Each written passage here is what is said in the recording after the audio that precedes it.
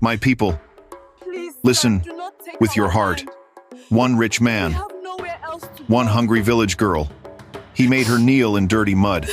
He called her trash. He crushed her only mango. She cried. Heaven watched. Years passed. Today, under bright office lights, the trash girl is his new boss, and his proud mouth will beg for mercy. My people, if you believe karma is real, subscribe and listen to this story till the end. The market woke up early that morning. Red dust covered the ground. Women spread cloths on the floor. Men pushed wheelbarrows. Children ran between legs, laughing. Amara stood near the mango tree. Her basket was small. Her mangoes were not many, but she cleaned them well. She wiped each one with her cloth. She was not selling for profit.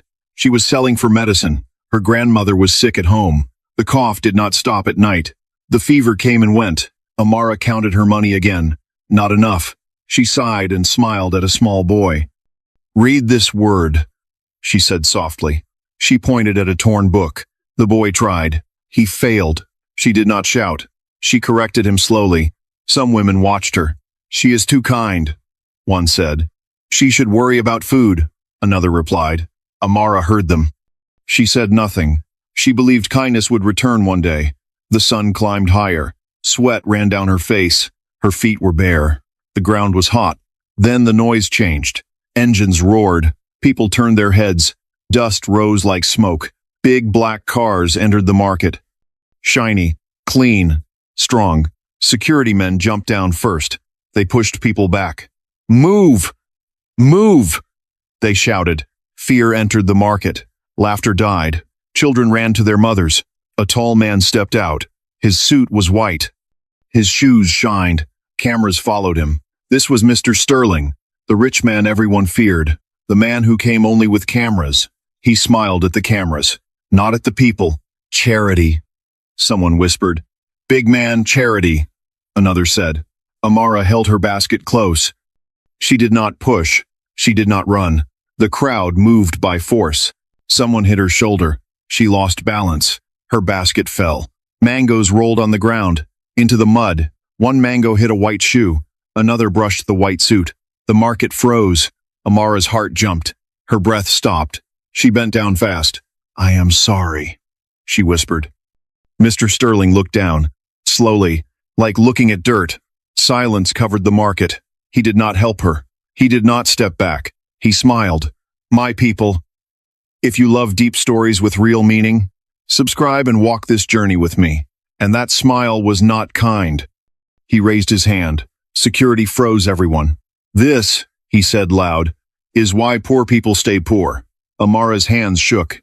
Mud covered her fingers. Eyes watched her. Many eyes, but no hand came to help.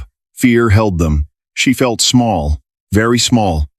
The ground felt cold now. Something bad was coming. Mr. Sterling laughed softly. Not a happy laugh, a dry one. He looked around the market. Cameras were still rolling. People were watching. "Look at this," he said. Dirty hands, dirty clothes. Amara stayed quiet. Her head was down. Mud stuck to her knees. "Stand up," he ordered. She tried. Her legs were weak. She slipped and fell again. Some people gasped. Some turned their faces away. Mr. Sterling shook his head. "Useless," he said. He pointed at the mangoes. "Pick them." Amara picked one mango, then another. Her fingers trembled. "Not like that," he said. "Kneel properly." Her heart broke, but she obeyed. She knelt in the mud, both knees down. Her dress turned brown. The market went silent. Even the birds stopped. Mr. Sterling stepped closer. His shoe came down slowly. He crushed one mango under his foot. Juice spread in the mud. "See?" he said. "This is what poor things make." Tears filled Amara's eyes. She did not wipe them. He bent close to her ear. His voice became low. "Poor people are born trash," he whispered. "They should know their place." Her chest felt tight. She could not breathe well. She looked around. Faces everywhere, but no courage. A woman covered her mouth. A man clenched his fist, but nobody moved. Fear was stronger than pity. Mr. Sterling straightened up. He smiled for the cameras again. "Let charity begin," he said loudly. People clapped slowly, not from joy, From fear, security pulled him away. The cars waited. Before he left, he looked back at Amara. "Clean the ground," he said. Then he walked away. The engine started. Dust filled the air again. Just like that, he was gone. The market slowly breathed again. Amara stayed on her knees. Mud on her skin. Tears on her face. A child came close. He wanted to help. His mother pulled him back. "Don't," she whispered. Amara finally stood up. Her body shook. Her basket was broken. She held the mangoes close. Some were crushed. Some were still good. She wiped her face with her sleeve. Inside her chest, something changed. Pain turned heavy. Shame turned sharp. She looked up at the sky. The sun was still there. Her lips moved slowly. "God," she whispered. "You saw this." A tear dropped into the mud. "Do not let this day go free." The wind blew lightly. Dust touched her face. The market moved on, but her heart did not. That day did not end. It only went quiet. Because some pain does not shout. It waits. The walk home felt longer than before. Every step was heavy. Red dust stuck to Amara's feet. Her dress was still wet with mud. The village road was quiet. No laughter, no songs, only evening smoke rising from small huts. She reached the mud house at the edge. The door was half broken. She pushed it open slowly. "Grandma," she called. A deep cough answered her. Grandma lay on a thin mat. Her eyes were open. Her face looked weak. Her chest moved fast and slow. Amara dropped her basket. Mangoes rolled again. She did not care. She ran to her grandmother. She knelt beside her. She held her hand. "What is wrong, my child?" Grandma asked softly. Amara tried to speak, but her voice failed. Her lips shook. Then tears fell like rain. She told the story slowly. The market. The big cars. The rich man. The mud. The words that cut deep. As she spoke, her body shook. Her heart beat fast. Grandma listened in silence. Her eyes never left Amara's face. She did not shout. She did not curse. When Amara finished, she cried into Grandma's chest. "I felt like nothing." Amara whispered, "Like I was not human." Grandma raised her weak hand. She touched Amara's hair. Her fingers were thin, but full of care. "My child," Grandma said, "do not measure your life by a proud man's mouth." Amara looked up. "A rich man can buy a big house," Grandma continued, "but he cannot buy peace." The candle flickered. "He can buy people's fear," she said again, "but he cannot buy God." The room smelled of smoke and herbs. "Pain is not your enemy," Grandma said slowly. "Wrong use of pain is the enemy." Amara listened closely. "If you drink pain like poison," Grandma warned, "it will kill your future. But if you use it like petrol," she added, "it will move you far." Outside, night came. Crickets sang. Amara cooked small food. She fed Grandma gently. She cleaned her face. Later, the cough returned. Stronger, longer. Amara held her tight. She prayed with shaking lips. Before sunrise, Grandma's breath changed. It slowed. Then it stopped. The candle was still burning. The room was silent. Amara screamed. Villagers came running. Women cried. Men bowed their heads. They buried Grandma under the old tree. The soil was fresh. The sky was gray. Amara stood alone at the grave. Her eyes were dry now. She reached into her cloth bag. She pulled out a white card. A rich man's card. Mr. Sterling. She stared at it for a long time. She lit a match. The fire ate the card. "I will not die small," Amara said quietly. "One day," she added, "he will remember my face." The wind moved the leaves. The ground stayed silent. But a promise was planted there. My people, don't leave yet. Subscribe now. Because the real karma is still coming. The days after the burial were heavy. The house felt empty. No cough, no voice calling her name. Amara woke up before the sun. She swept the floor. She washed her face with cold water. She sat alone for a long time. There was no time to rest. Hunger does not wait. She went to work. One job became two. Two became three. In the morning, she helped a woman sell food. In the afternoon, she washed clothes by the river. At night, she cleaned a small shop. Her hands became rough. Her back ached, but she did not stop. When darkness came, she lit a candle. She opened old books. Some pages were torn. She studied slowly. Her eyes burned. Sleep fought her. On the wall, she made small marks. One mark for one day. Under the marks, she wrote one name. Sterling. Every night, she opened a small diary. It was old and brown. She wrote with care. Day 1 of justice. Day 10 of justice. Day 50 of justice. She did not write hate. She wrote purpose. Some nights she cried. Some nights she smiled. One day, while she was teaching 2 small boys, a man stopped to watch. He was their school teacher. He saw how she spoke. Slow. Kind. He saw the children learn. You should be in school, he said. Amara laughed softly. I have no money, she replied. The teacher did not leave. He came back again, and again. One evening, he called her aside. There is a test, he said, for a city school. Amara's heart jumped. Then fear entered. The city is far, she said. But your mind is strong, the teacher replied. She studied harder. She slept less. The test day came. She walked miles. Her shoes were broken. She wrote with shaking hands. Days passed. Then a letter came. She read it once. Twice. She screamed. She laughed. She cried. She was accepted. That night, she packed one small bag. Books, clothes, her diary. Before she left, she went to Grandma's grave. She sat there quietly. I am going to the city, she whispered. I am scared. The wind touched her face. I will not waste this pain, she said. She stood up. She walked away from the village, one bag on her back, fire in her chest. She did not know how long the road was, but she knew one thing. Justice had started walking with her. The city did not sleep. Lights stayed on all night. Cars moved like water. Buildings touched the sky. Amara stood at the bus stop, one bag in her hand, her eyes wide. Everything felt big. Everything felt fast. The school gate was tall, iron bars, clean walls. She walked in quietly, village dust still on her shoes. The first days were hard. People spoke fast. People dressed fine. Some laughed at her clothes. Some ignored her. She stayed quiet. She listened. She learned. At night, she opened her diary. Sterling. The name was still there. Years passed. The girl changed. The city made her strong. Books sharpened her mind. Pain pushed her forward. She became the best in class. Not by noise, by work. She studied law. She wanted words that fight for the weak. She worked in offices. She cleaned floors at night. She never complained. 15 years moved like wind. The village girl became a woman. Amara stood in a courtroom, her voice calm, her back straight. A poor man stood beside her. His hands shook. She spoke for him. Slow, clear.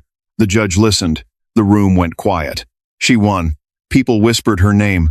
Another case came. Then another. She fought for workers, for widows, for the silent. They called her the voice of the voiceless. At night, she sat alone in her small room.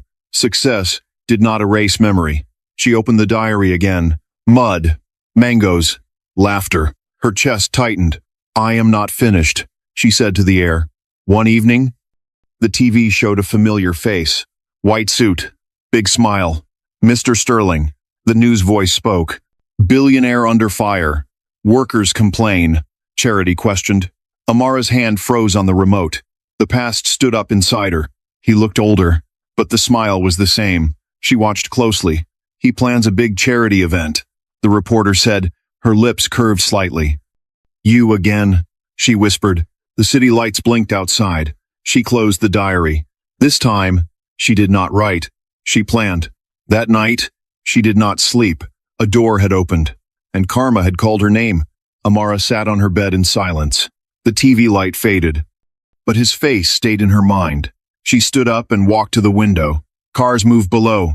People laughed. Life continued. But inside her, something woke up again. She took out the diary, the old brown book, pages weak from time. She opened the first page. The name stared back. Sterling. She touched the ink. It felt heavy. For many years, she had helped others. She had won justice for strangers. But one wound stayed open. That night, sleep did not come. She remembered the mud, the eyes watching, the voice in her ear. Born trash. Her hands clenched. In the morning, She went to work early. At the office, a cleaner greeted her, a shy smile. She smiled back. She knew that look. The look of fear and hope together. A case file landed on her desk. Workers unpaid. Names crossed out. She read carefully. One name appeared again. Sterling Group. Her heart beat faster. She did not rush. She did not smile. She began to dig. She visited old workers. Some were scared. Some were tired. One man spoke with shaking lips. He made us sign papers, the man said. We could not read. I have to business never sewed, another woman cried. They promised help, she said. They took our land. Amara wrote everything down. She moved quietly. No noise. No warning. At night, she studied records, bank papers, charity reports. The numbers did not match. She leaned back in her chair. So this is you, she whispered. Days passed. Then news spread again. Sterling announced a big charity gala. Big hotel. Rich guests. Media everywhere. New beginning, he said on TV. Amara watched calmly. A plan formed in her mind. Slow. Clear. She contacted one journalist. An honest one. I have a story, she said. He listened. She prepared her files. Simple facts. Clear truth. No anger. Only proof. One evening, she stood in front of a mirror. The village girl was gone. A woman stood there. Strong. Calm. But the eyes were the same. Before leaving the house, she opened the diary one last time. She wrote one line. Tomorrow. She closed it gently. The night air was cool. Far away. A man practiced his fake smile. He did not know. He thought the past was buried. But some seeds grow underground. And some karma waits for the right light. Tomorrow, the lioness would step forward. And the man who laughed in the market would hear a voice he could never silence. Amara moved quietly from place to place. She did not wear fine clothes. She did not carry pride. She carried questions. She started with the workers. Old workers. Broken workers. She went to small houses. Hot rooms with no light. Rooms that smelled of sweat and pain. Men sat on broken chairs.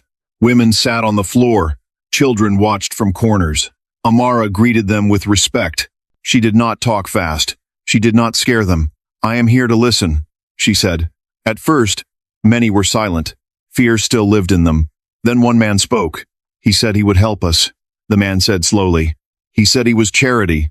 Another man added. He made us sign papers. We cannot read, a woman said, crying.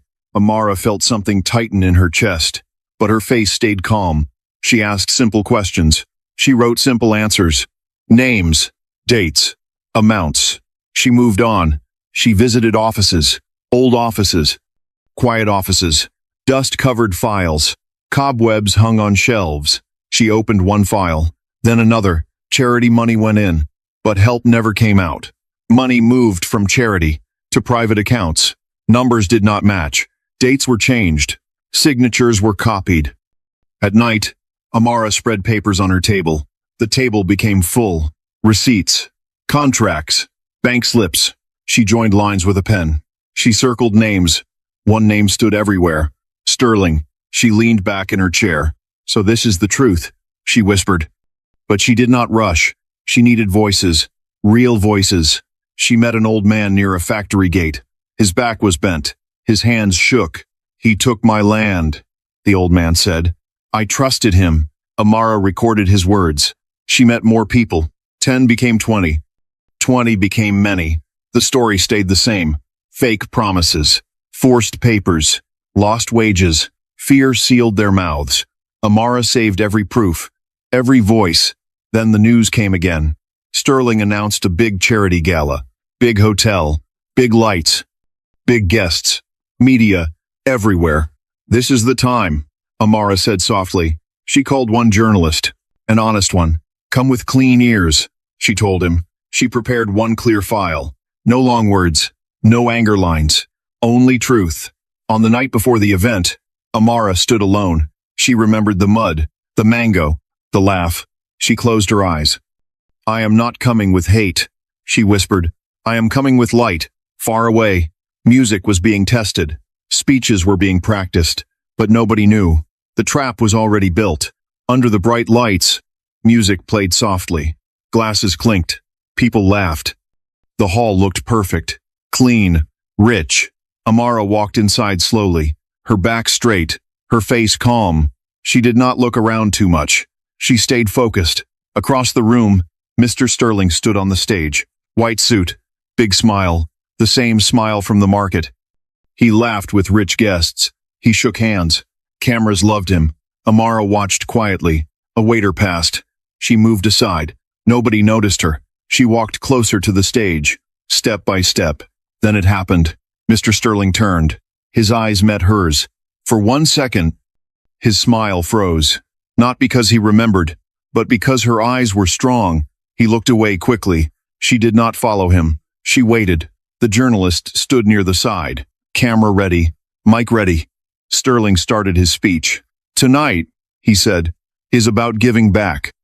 People clapped. "About helping the poor." He continued. More claps. Amara felt no anger, only calm. She held her file close. Then came question time. Hands went up. Soft questions. Safe questions. Sterling answered with smiles. Then Amara raised her hand. The room went quiet. She was allowed to speak. She walked to the mic. Her steps were steady. "My question is simple," she said calmly. Sterling nodded. "Do you remember a village market?" she asked.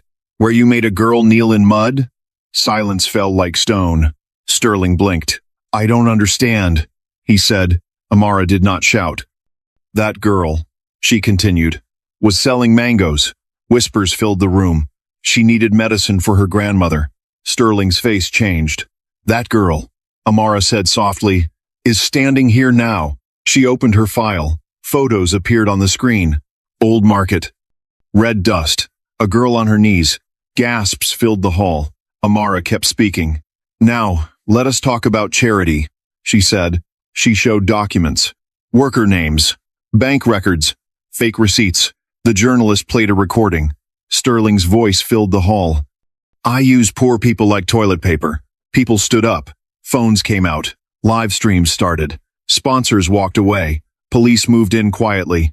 Sterling's legs shook. Amara looked at him. "Kneel," she said calmly, "and apologize." He fell to his knees, crying, begging. Amara did not smile. "The girl you pushed in the mud," she said, "is the woman who pulled off your mask." The hall stayed silent. Karma had spoken. The hall was very quiet. No music. No clapping. People did not move. Mr. Sterling was still on the floor. On his knees. His head was down. His white suit was dirty now. His hands were shaking. Tears dropped on the floor. Cameras were everywhere. Phones were up. Red lights blinked. This place was not his power again. 2 police officers stepped forward. Slow steps. Strong faces. "Sir," one officer said, "please stand up." "This ever were example." Sterling tried. His legs were weak. He almost fell. The officer held his arm. People moved away from him. Rich friends stepped back. Nobody spoke for him. Amara stood near. She did not smile. She did not shout. Her heart was beating fast. But her face was calm. She waited. Sterling looked around. He searched for help. But no help came. The police started walking him away. Before leaving, Sterling turned his head. He looked at Amara. Not with pride. Not with power. With fear. Amara looked back. She did not turn her face. She said nothing. Silence was enough. Outside the hotel, police cars waited. Lights were flashing. People whispered, "Did you see? He is finished." Phones kept recording. Amara walked out slowly. She walked alone. Cold air touched her skin. She stopped for a moment. She breathed in. She breathed out. Her chest felt light. The next morning, his face was everywhere. On TV. On phones. But not smiling. Billionaire arrested. Fake charity exposed. People talked everywhere. Sterling's offices were closed. His money was frozen. Workers were not afraid now. Amara went back to work. She met the workers again. They sat with straight backs. She explained things slowly. She used easy words. Money came back to them. Land was returned. Justice moved step by step. Months passed. Sterling's name became small. His voice disappeared. One morning, Amara packed a small bag. She left the city. The village road welcomed her. Red dust rose again. Children ran to her. They smiled. She walked to the mango tree, the same place. She stood there quietly. She closed her eyes. "I did not forget," she whispered. Later that year, a small school opened. Simple walls, big hope. A name was written on it. Grandma's Hope School. Amara watched children read. Her heart was full. My people, karma does not shout. It walks. And when it comes, it never misses. The village did not change in one day. Change came slowly, like morning light. Money started coming back to the workers. Small money, big money. Some men cried when they touched it. Some women sat on the ground and thanked God. Land that was taken returned to owners. Dry farms became alive again. Hands went back to work. Fear started leaving the people. Slowly, quietly, people began to speak again. Not in whispers, in clear voices. Amara did not look for praise. She did not look for power. She kept working. She went from place to place, village to village. She listened more than she talked. She wrote more than she spoke. In court, she used simple words, clear words. Judges listened. Truth stood strong. People trusted her. They called her many names, good names, voice of the poor, daughter of the soil. But Amara stayed the same, simple, quiet. One morning, she returned to her village again. The road was dusty. The air smelled familiar. Red soil touched her feet. Children saw her first. They ran to her. "Teacher," they shouted. She smiled and opened her arms. Near the old mango tree, men were working. They were building something. Small walls, wooden doors, a tin roof, a school. Amara stood and watched. Her mind went back in time. The fall, the mud, the shame. But the pain was gone now. The school opened months later. People came from far places. No rich men, no big cars, only villagers. Amara stood in front of them. "This school is free," she said, "for every child." People clapped. Some cried. On the wall, one name was written, Grandma's Hope School. Amara touched the wall. Her eyes filled with tears. Not tears of pain, tears of peace. She knew her grandmother was proud. Years passed. The school grew bigger. More rooms, more books. Children learned to read. They learned to speak with courage. They learned one truth. They were not trash. Far away. Mr. Sterling's life became small. His money was gone. His name lost power. People stopped talking about him. But they talked about the lesson. They talked about respect. One evening, Amara sat alone near the school. The sun went down slowly. She looked at the ground. The same soil. She smiled. "My people, listen well. Never laugh at someone in the dust. Never shame the weak. You do not know their tomorrow. The person you push today may stand above you one day. Karma does not shout. It does not run. It walks. Slow, sure. And when it comes, it remembers everything. Respect people. Help people. Because life turns. And when life turns, it brings justice with it. This is not just a story. It is a warning.